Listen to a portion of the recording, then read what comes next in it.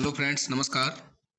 स्वागत है आप सभी का आपके अपने प्लेटफॉर्म सीपीएम एजुकेयर पर।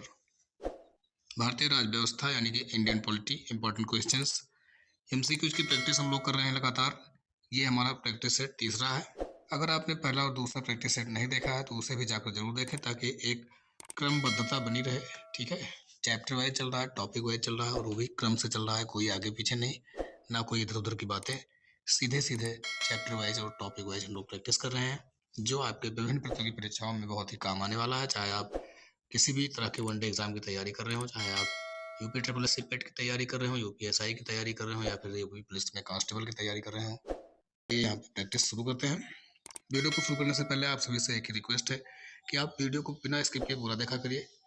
और एक और रिक्वेस्ट है आप सभी से कि आप वीडियो को देखने के बाद कमेंट्स जरूर क्या करें।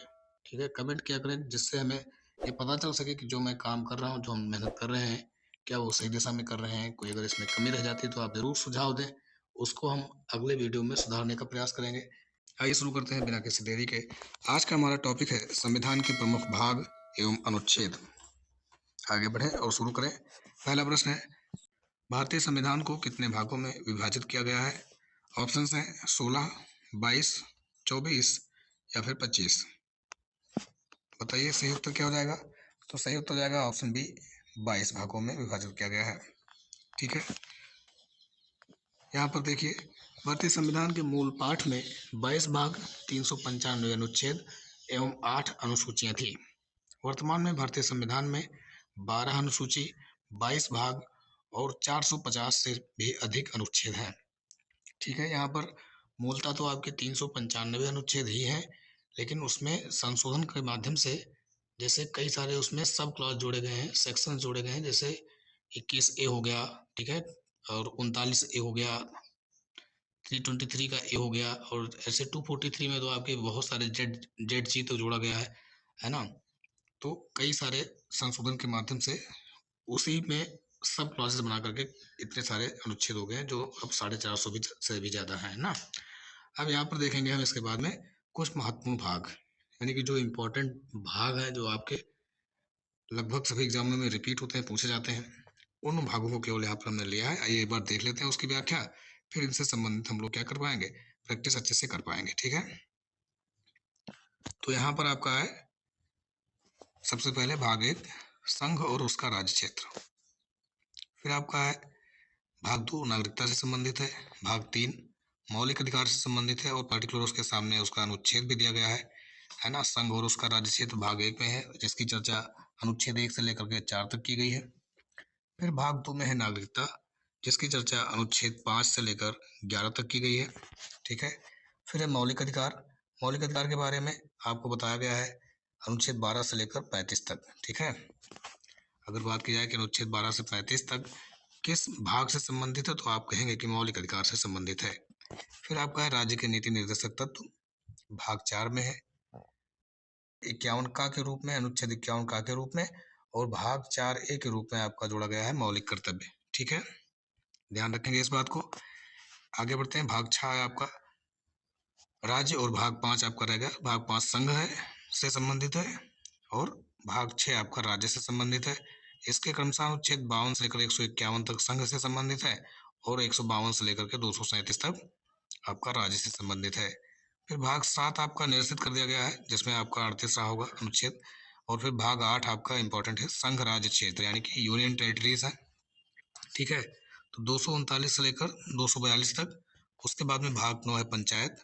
पंचायत के बारे में आपका दिया गया है 243 से लेकर 243 में का बताया गया है उसके बारे में। उसके बाद में फिर बहुत सारी चीजें संशोधन के माध्यम से जोड़ी गई हैं, तो 243 का से लेकर 9 तक आपका दिया गया है। और भाग 9A है, या 9 का आप कह लें, नगर पालिका है। इसमें 243 ता से लेकर 243 या छा तक। और भाग 9 भी आपका है उसी में, सहकारी समिति यानी कि आपका कोऑपरेटिव जो कमिटीज होती हैं उनके बारे में, 243 या जब से लेकर 243 या न तक। फिर आपका भाग 10 दिया हुआ है, अनुसूचित एवं जनजातीय क्षेत्र। ठीक है, यह आपका 244 से लेकर 244 का तक है। ठीक है, आगे बढ़ते हैं। और फिर आपका दिया हुआ है भाग 11, संघ एवं राज्यों के बीच संबंध। ठीक है, अगला है आपका भाग 14, ध्यान दीजिएगा। भाग 14 आपका संबंधित है किससे, संघ व राज्यों के अधीन सेवाएं, जिसमें अखिल भारतीय सेवाएं एक तरह से कह लें, तो अखिल भारतीय सेवाओं के बारे में आपका भाग 14 में दिया गया है 308 से लेकर के 323 तक। ठीक है। पर्टिकुलर अगर आप यूपीएससी की बात करेंगे तो 315 अनुच्छेद में दिया गया है, उसके बारे में भी हम लोग डिटेल में देखेंगे जब आपका इंपॉर्टेंट आर्टिकल्स देख रहे होंगे, यानी कि महत्वपूर्ण अनुच्छेद की श्रृंखला जो अगली प्रैक्टिस सेट होगी उसमें आपको बताया जाएगा विस्तार से। अगला है आपका भाग 14A जो महत्वपूर्ण है। 14A में अधिकरण है आपका 323 का और 323 का। ठीक है। ये विभिन्न परीक्षाओं में पूछा जाता है कि अधिकरण आपका किस भाग से संबंधित है या आपका किस अनुच्छेद से संबंधित है, या कई बार मैचिंग करने वाले प्रश्न में भी आ जाता है मैच करने के लिए कि अधिकरण आपका किससे मिलेगा। ठीक है। भाग 15 में निर्वाचन की बात की गई है। ठीक है। निर्वाचन आयोग से लेकर निर्वाचन प्रक्रिया तक, 24 से लेकर 329 तक इसके बारे में बताया गया है। फिर आपका भाग 16 है, कुछ वर्गों या राज्यों के विषय में विशेष उपबंध है। फिर है आपका भाग 17। भाग 17 में राजभाषा से संबंधित उपबंध है। ठीक है। फिर भाग 18 है आपका इंपॉर्टेंट 352 से लेकर 360 तक, इसके बारे में भी हम लोग विस्तार से चर्चा करेंगे अपने अगले प्रैक्टिस सेट्स में। यहाँ पर फिर नेक्स्ट है आपका भाग 20। ये आपका भाग 20 जो है संविधान संशोधन से संबंधित है, और आपको ध्यान रखना है अनुच्छेद कौन सा हो जाएगा, तो आप कहेंगे सर अनुच्छेद ये हो जाएगा आपका 368। ठीक है। कई बार डायरेक्ट अनुच्छेद ही पूछ लिया जाता है, तो ये भी आप ध्यान रखेंगे। भाग 20 आपका इंपॉर्टेंट है। ठीक है। संविधान संशोधन से संबंधित है। अब आइए आगे बढ़ते हैं और देखते हैं अगला प्रश्न। ये देखिए, निम्नलिखित में से कौन सही सुमेलित नहीं है। पंचायत भाग 9, नगर पालिका भाग 9 का, सहकारी समितियां भाग 9 का, और अधिकरण भाग 10। तो सही उत्तर क्या जाएगा, ऑप्शन डी अधिकरण भाग 10। ठीक है। ये आपका सही सुमेलित नहीं है। अगला प्रश्न, राजभाषा का उपबंध भारतीय संविधान के किस भाग में किया गया है। ऑप्शन है भाग 8, भाग 14, भाग 17 या फिर भाग 18। तो सही उत्तर हो जाएगा ऑप्शन सी भाग 17। ठीक है। भाग 17 में आपका राजभाषा से संबंधित उपबंध किया गया है। अगला प्रश्न है, निम्नलिखित में कौन सा एक सही सुमेलित नहीं है। ठीक है। इस तरह के प्रश्न आजकल बनते हैं, ज़्यादा पूछे जाते हैं, तो आपको इनकी भी प्रैक्टिस करते चलनी है। नागरिकता आपका भाग 2, मौलिक अधिकार भाग 3, मौलिक कर्तव्य आप देख लीजिए, और राज्य। ठीक है। बताइए। तो यहाँ पर थोड़ा सा ध्यान देंगे अगर आप, तो ये आपका लिखा हुआ है भाग 6A। ठीक है। जबकि मौलिक कर्तव्य आपका संबंधित है भाग 4A से। ठीक है।